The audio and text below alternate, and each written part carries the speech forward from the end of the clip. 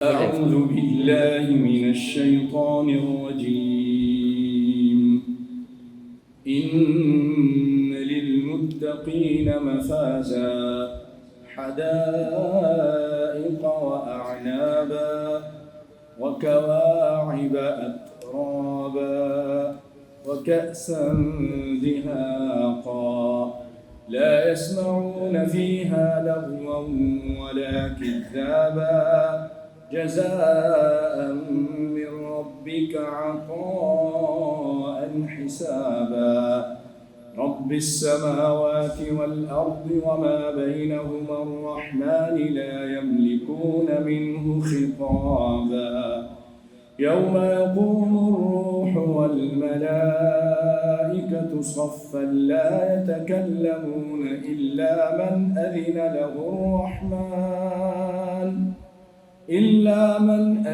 له الرحمن وقال صوابا ذلك اليوم الحق فمن شاء اتخذ إلى ربه مآبا إنا أنذرناكم عذابا قريبا يوم ينظر المرء ما قدمت يداه ويقول الكافر يا ليتني كنت ترابا.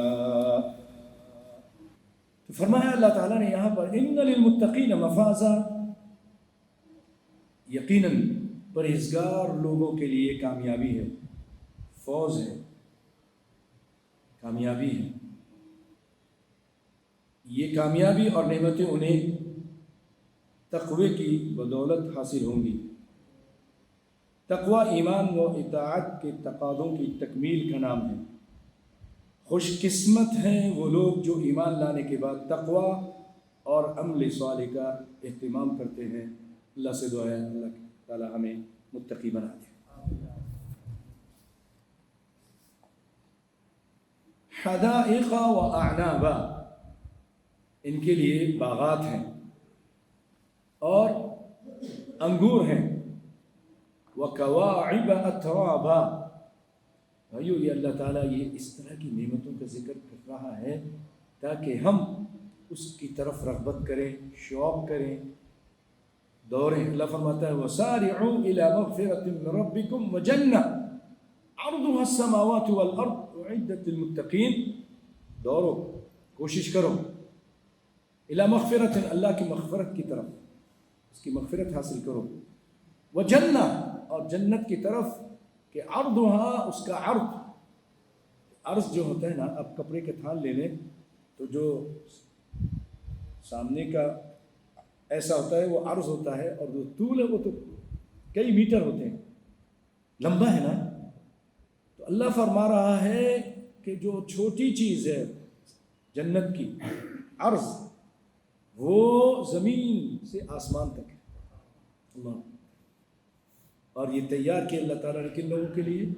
متقیوں کے لیے. اللہ تعالیٰ ہمیں متقی بنا دے، آمین یا رب. تو وَكَوَاعِبَ أَتْرَابًا، اور اس جنت میں کیا ہوگا؟ بہت ساری نعمتیں، کھانا پینا، نہریں، درخت اور موتی کے خیمے.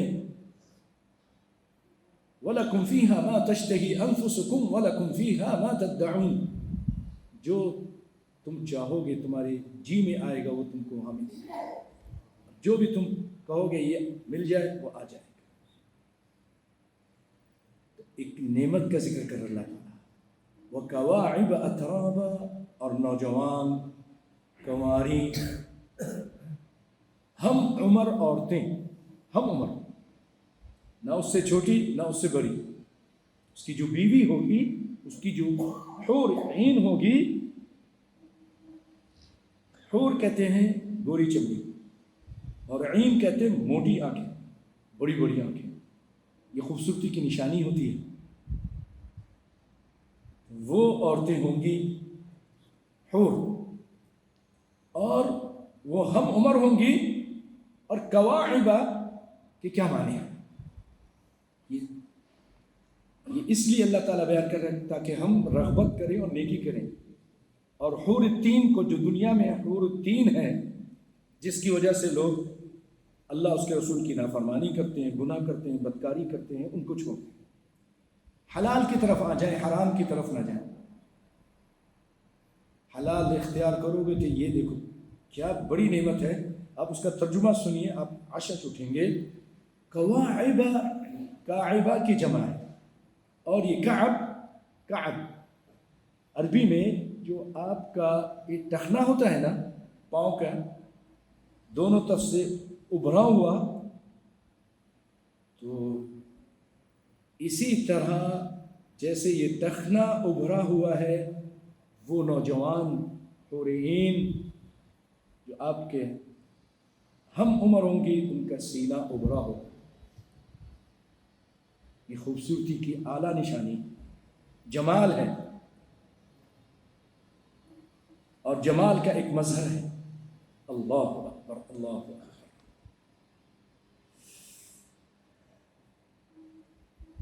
وَكَوَاعِبَ أَتْرَابًا وَكَأْسًا دِهَاقًا، اور چھلکتے ہوئے جام، شراب. دہاقہ بھرے ہوئے یا لگاتار ایک کے بعد ایک صاف شفاف جام جو پیش کیا جائے گا، شراب پیش کی جائے گی، اس سے چکر بھی نہیں آئے گا، اس سے اول فول بھی نہیں پکے گا. وہ اللہ تعالیٰ ایسے لوگوں کو پلائے گا جو دنیا میں یہاں کی جو شراب ہے اس سے بچتے ہیں، اور جو یہاں پیتے ہیں ان کو طینۃ الخبال سے پلائے گا، جہنمیوں کے جسم سے نکلا ہوا پیپ اور کچلہو اور گندگی ان کو پلائے گا. کیا آپ کی مرضی ہے، کیا چاہتے ہیں؟ یہ تھوڑا سا مزہ یا آخرت کا ہمیشہ ہمیشہ والا مزہ؟ لا يسمعون فيها لغوا ولا كذابا، اور وہاں نہ تو وہ بیہودہ باتیں سنیں گے اور نہ ہی جھوٹ سنیں گے. جھوٹی بات نہیں سنیں گے، اچھی بات سنیں گے، بیکار بے فائدہ بات نہیں ہوگی. اور فرمایا جزاء من ربک عطاء حسابا،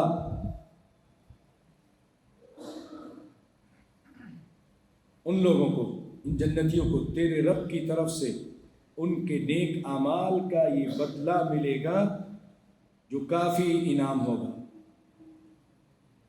حساب کے مطابق اللہ تعالیٰ ان کو دے گا جو کافی ہوگا. عطا کے ساتھ حساب مبالغے کے لیے استعمال کیا جاتا ہے، یعنی اللہ تعالیٰ یہ اس کی نعمتیں داد و دہش وہاں فراوانی ہوگی اس کی. آگے فرمایا رب السماوات والارض، یہ کس کی طرف ہوگا؟ اس رب کی طرف سے، وہ رب جو آسمان و زمین کا رب ہے. وما بینہما، اور جو کچھ آسمان و زمین کے درمیان ہیں، چاند، سورج، ستارے، کیا کیا چیزیں ہیں سب. وما بینہما الرحمن، سب رحمان تبارک و تعالیٰ کا ہے. لا یملکون منہ خطابا، کسی کو اس سے بات کرنے کی جرت نہیں ہوگی، اختیار نہیں ہوگا، کوئی بات نہیں کر سکے. اس کی عظمت، اس کی ہیبت، اس کا جلال اس قدر ہوگا کہ ابتدا میں اس سے کسی کو بات کرنے کی ہمت نہیں ہوگی، اور اس کی اجازت کے بغیر کوئی شفاعت تو دور کی بات ہے، بات بھی نہیں کر سکتے. آپ نے وہ سنا ہوگا نا کہ لوگ پریشان ہوں گے اور پریشانی کے عالم میں کہیں گے چلو کسی کو تلاش کرتے ہیں جو اللہ سے ہماری سفارش کرے. آدم علیہ السلام کے پاس جائیں گے، آدم علیہ السلام بھی کہیں گے لست ہونا کا لست، نہیں جا سکتے، نفسی نفسی، نہیں بات کر سکتے. پھر اور دیگر نبیوں کے پاس جائیں گے، نوح علیہ السلام کے، ابراہیم علیہ السلام کے، اور سارے نبیوں کے پاس سے ہوتے ہوئے کسی کو بات کرنے کی ہمت نہیں ہوگی. یہ اللہ کا اس دن روب ہوگا، دبدبا ہوگا، اس قدر وہ اس دن غصے میں ہوگا کہ اس سے پہلے کبھی اتنا غصے میں نہیں تھا۔ تو کس کی کیا ہمت ہے؟ یہاں تک کہ کائنات کے امام صلی اللہ علیہ وسلم کے پاس لوگ آئیں گے تو آپ فرمائیں گے ہاں یہ شفاعت کبریٰ ہے، یہ ہے وہ شفاعت کبریٰ، سب سے بڑی شفاعت۔ پوری دنیا کے لوگ پریشان ہیں، گرمی ہے، زمین بدلی ہوئی ہے، پسینے میں شرابور ہیں اور سب ننگے ہیں، بڑی مشکل میں ہے، تو کون ان کو اس مشکل سے نجات دلائے؟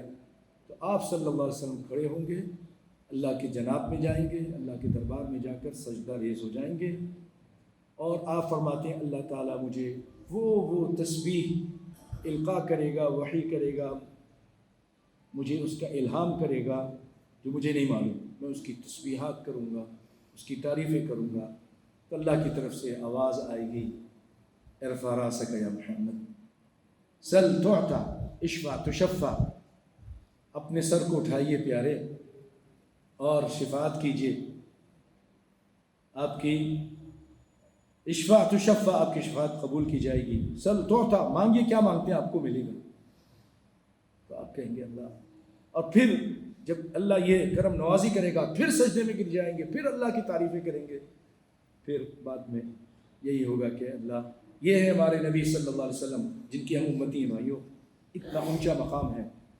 کہ کوئی وہاں جانے کی ہمت نہیں کرے گا، کوئی نبی، کوئی رسول، کوئی فرشتہ، کائنات کے امام جائیں گے اور شفاعت کریں گے، اور یہ شفاعت کبریٰ ہے۔ من ذا الذی یشفع عندہ الا باذنہ، کون ہے کہ اس کے سامنے شفاعت کرے مگر اس کی اجازت سے؟ پھر اس کے بعد چھوٹی چھوٹی شفاعتیں بھی ہوں گی، نبی شفاعت کریں گے، اللہ کے نیک لوگ شفاعت کریں گے، شہداء شفاعت کریں گے، حافظ قرآن شفاعت کرے گا بعد میں، لیکن اللہ کے حکم سے۔ تو آگے چلتے ہیں، یوم یقوم الروح والملائکۃ صفا، جس دن روح اور فرشتے صف باندھ کر کھڑے ہوں گے۔ یہاں روح کے معنی جبریل ہیں، اور اس کے علاوہ مفسرین نے اور بھی معنی ذکر کیے ہیں۔ امام ابن کثیر نے فرمایا روح سے مراد بنی آدم، آدم کی اولاد، انسان، وہ بھی اور فرشتے بھی سب صف باندھے کھڑے ہوں گے۔ روح سے دیکھیے، روح سے ایک تنزل الملائکۃ والروح، جبریل علیہ السلام اترتے ہیں، ایک معنی روح کہ روح ہے کہ جو ہمارے جسم کے اندر ہوتی ہے، ایک روح جو جبریل علیہ السلام کو کہتے ہیں، ٹھیک ہے، اور ایک روح وحی کو بھی بولتے ہیں، روح وحی کو، کیوں کہ یہ وحی جب نازل ہوتی ہے تو انسان جہالت میں ہوتا ہے، ضلالت میں ہوتا ہے، اور بہت ہی نیچا ہو چکا ہوتا ہے، مردے کی طرح ہو چکا ہوتا ہے، لیکن یہ اسلام کی روح، قرآن کی باتیں روح کی طرح اس کو پھر زندہ کر دیتے ہیں، اس کے اندر زندگی آ جاتی ہے۔ کافر مردہ ہے، اس کو کچھ نہیں پتا حلال حرام، لیکن مسلمان اس قرآن اور نبی کی سنت کی وجہ سے روح اس کے اندر آ جاتی ہے تو وہ زندہ ہو جاتی ہے، دوسری یعنی روحانی زندگی اس کو ملتی ہے۔ اور ایک معنی انسان کے بھی ہے کہ قیامت کے دن انسان اور فرشتے اللہ کے سامنے کھڑے ہوں گے، یوم یقوم الروح والملائکۃ صفا، سب باندھے ہوئے کھڑے ہوں گے، لا یتکلمون، کسی کو بات کرنے کی اجازت نہیں ہوگی، کوئی بات نہیں کر سکے گا، الا من اذن له الرحمن، مگر جس کو رحمان تبارک و تعالی اجازت دے دے، تو پھر کیا کرے گا وہ؟ وقال صوابا، اور بات کرے گا، ٹھیک بات کرے گا، غلط بات نہیں کرے گا۔ ذلک الیوم الحق، یہ دن حق ہے، آ کر رہے گا، قائم ہوگا، قیامت آئے گی، یہ دن حق ہے۔ فمن شاء اتخذ الی ربہ مآبا، یہ آیتیں جہنمیوں کا بیان ہے، جنت کا بیان، آخرت کا بیان، اس کے بعد اللہ تعالیٰ فرما رہا ہے اب تمہاری مرضی، اب جو چاہے اپنے رب کے پاس نیک اعمال کر کے ٹھکانہ بنا لے۔ ہم میں سے میں اور آپ جو بھی، اب تمہاری مرضی، میں نے یہ سب کچھ بیان کر دیا ہے، اب تم اچھے اعمال کرو تو اللہ کے پاس ٹھکانہ بنا لو، جنت بنا لو، برائیوں سے دور ہو جاؤ، گناہوں سے دور ہو جاؤ، اس کے پاس ٹھکانہ بنا لو اپنا۔ مطلب یہ ہے کہ تقوی اختیار کریں، تقوی والی زندگی اختیار کریں تو آپ کو وہاں پر ٹھکانہ بن جائے گا۔ انا انذرناکم عذابا قریبا، اللہ کہہ رہا ہے کہ ہم نے تمہیں ان قریب آنے والے عذاب سے ڈرا دیا ہے۔ اللہ ظالم نہیں ہے، بتا دیا یہ عذاب ہے، ایسا عذاب ہے، خطرناک عذاب ہے۔ اور اللہ تعالیٰ نے یہ جو آگ کا عذاب کہا ہے نا، تو دنیا میں آگ پیدا کر دی ہے، ہمارے پاس سامنے ہے، جلاتی ہے، آپ کو پتہ ہے کہ یہ جلاتی ہے۔ کوئی یہ نہ کہے کہ اللہ تو نے تو کہا ہے آگ ہے، لیکن وہ کیا کام کرتی ہے؟ دنیا میں آپ کو دکھا دیا ہے یہ جلاتی ہے، اور وہ آگ اس سے بہت زیادہ خطرناک ہے، بہت زیادہ، کئی درجے زیادہ ہے اس سے۔ تو اللہ فرما رہا ہے کہ ہم نے تمہیں عذاب سے ڈرا دیا ہے، اور اس کو قریب کہہ رہا ہے، عذاباً قریباً۔ کیسے قریب ہے بھائیو؟ من مات فقد قامت قیامت، جو مر گیا اس کی قیامت واقع ہو گئی۔ اور قبر میں عذاب یا قبر میں اس کے لیے باغ، قبر کو اللہ تعالیٰ یا باغ بنا دیتا ہے، روضۃ من ریاض الجنہ، نیک لوگوں کے لیے، نمازیوں کے لیے، موحدین کے لیے، شرک نہیں کرتے، نبی کی اطاعت کرتے ہیں، تقوی اختیار کرتے ہیں۔ اللہ تعالیٰ ہمیں تقوی عطا فرمائے۔ تو اللہ تعالیٰ نے ان کے لیے اس قبر کو جو گڑھا ہے باغیچہ بنا دیا ہے، روضۃ من ریاض الجنہ، جنت کا باغیچہ، او حفرۃ من حفر النیران، یا پھر جہنم کا ایک گڑھا بن جاتا ہے جس میں آگ ہوتی ہے، سانپ بچھو ہوتے ہیں، عذاب ہو رہا ہے۔ اور اسی لیے کہا قریب ہے، کیوں؟ ادھر آدمی نکلتا ہے، ٹکر لگتی ہے، مر جاتا ہے، ہاسپٹل پہنچنے سے پہلے مر جاتا ہے، کسی کو دورہ پڑتا ہے، مر جاتا ہے، کوئی سوتا ہے تو پھر سوتا ہی رہ جاتا ہے، قریب ہے نا، مر گئے بس، کیا عذاب، یا تو عذاب ہے، فرشتے اس ہی دنیا میں مارنا شروع کر دیتے ہیں، اخرجوا انفسکم، 7ویں پارے میں اللہ تعالیٰ نے فرمایا، اللہ کہتا ہے فرشتے کہتے ہیں اخرجوا انفسکم الیوم تجزون بما کنتم تعملون بما کنتم تقولون۔ ایک آیت میں اس طرح ہے، جو تم دنیا میں بکواس کرتے تھے نا اللہ اس کے رسول کے خلاف، اس کا بدلہ دیا، اور جو غلط کام کرتے تھے اس کا بدلہ مارتے ہیں فرشتے۔ یہی مار پیٹ شروع ہو جاتی ہے بھائیو۔ قریب ہے کہ نہیں ہے؟ عذاباً قریبا، بہت قریب ہے وہ عذاب۔ یوم ینظر المرء، جس دن آدمی دیکھے گا ما قدمت یداہ، کہ جو کچھ اس کے ہاتھ نے آگے بھیجا تھا وہ سب دیکھے گا، کیا کیا کام کیا تھا وہ اس دن انسان اپنی آنکھوں سے دیکھے گا۔ اچھا عمل کیا ہے تو وہ دیکھے گا، جو برا عمل کیا ہے تو وہ دیکھے گا، سود کھاتا تھا وہ دیکھے گا، زنا کیا تو وہ دیکھے گا۔ وَمَن يَعْمَلْ مِثْقَالَ ذَرَّةٍ خَيْرًا يَرَهُ وَمَن يَعْمَلْ مِثْقَالَ ذَرَّةٍ، اگر ذرہ برابر بھی کوئی غلط کام کیا وہ بھی دیکھ رہا۔ نسأل اللہ العافیہ، اللہ میں معاف فرمائے، ہمارے گناہوں پہ پردہ ڈال دے، آمین بولے۔ اور آگے فرمایا وَيَقُولُ الْكَافِرُ يَا لَيْتَنِي كُنْتُ تُرَابًا، كُنْتُ تُرَابًا، کافر اس دن کہے گا کہ کاش میں مٹی ہوتا۔ ایو مفسرین اس آیت کی تفسیر کرنے سے پہلے ایک حدیث سناتے ہیں، تو اس حدیث سے ہمیں اس کا معنی بہت اچھی طرح سمجھ میں آئے گا۔ پہلے وہ حدیث سن لیں۔ حدیث میں ہے کہ اللہ تعالیٰ قیامت کے دن جب انسان جمع ہوں گے، جن جمع ہوں گے، فرشتے بھی ہوں گے، اللہ انصاف کرنے والا ہے نا، اللہ تعالیٰ جانوروں کو بھی جمع کرے، ان کو زندہ کرے، سارے جانور دنیا میں جو ہوتے ہیں نا یہ جانور، شیر، چیتے، گائے، بکریاں، سب آپس میں لڑ رہے ہوتے ہیں، سینگ والی بکری بغیر سینگ والی کو مارتی ہیں، ان کو سب کو جمع کرے گا اور ان کو انصاف دلائے گا۔ جس نے ظلم کیا تھا اس سے انصاف لیا جائے گا مظلوم کے حق میں۔ مطلب سینگ والے نے مارا تھا، آج اللہ تعالیٰ اس کو سینگ دے گا اور کہے تو اس کو مارے گا۔ سمجھ گئے نا یہ بات؟ اس کے بعد جب انصاف ہو جائے گا، یہ رب العالمین عادل ہے، انصاف ہے، کسی کے ساتھ ظلم نہیں کرتا۔ ان اللہ لا یظلم الناس، کسی پر ظلم نہیں کرتا، ولکن الناس انفسهم یظلمون، لوگ خود ظلم کرتے ہیں اپنے اوپر اللہ کی نافرمانی کر کے۔ پھر اس کے بعد اللہ تعالیٰ کہے گا اے جانوروں مٹی بن جاؤ۔ کیا ہو جاؤ؟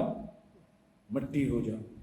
اب جو کافر ہیں، ظالم ہیں، اللہ اس کے رسول کے نافرمان تھے، وہ جب دیکھیں گے یار یہ تو مٹی ہو گئے، ان کا تو معاملہ ہی ختم ہو گیا، نہ عذاب ہے نہ کوئی اور معاملہ ہے، تو کہیں گے یا لیتنی کنت ترابا، کاش ہم بھی مٹی ہو جائیں۔ اب بات سمجھ میں آ گئی؟ ان جانوروں کو دیکھ کر اس دن وہ تمنا کرے گا کہ کاش میں بھی مٹی ہو جاتا، نہ میرا حساب ہوتا۔